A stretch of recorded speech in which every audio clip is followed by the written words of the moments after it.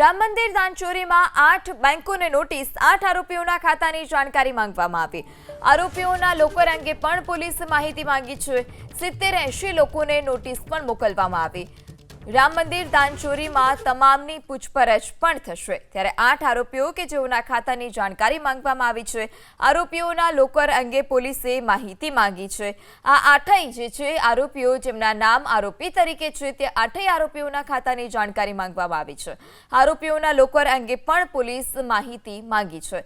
70-80 લોકોને નોટિસ પણ પાઠવવામાં આવી, ત્યારે રામ મંદિરમાં દાનચોરીમાં તમામની પૂછપરછ થશે।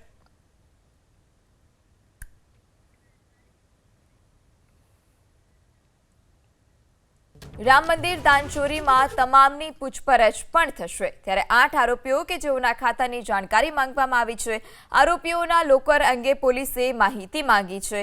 આ 8 જે છે આરોપીઓ જેમના નામ આરોપી તરીકે છે તે 8 આરોપીઓના ખાતાની જાણકારી માંગવામાં આવી છે।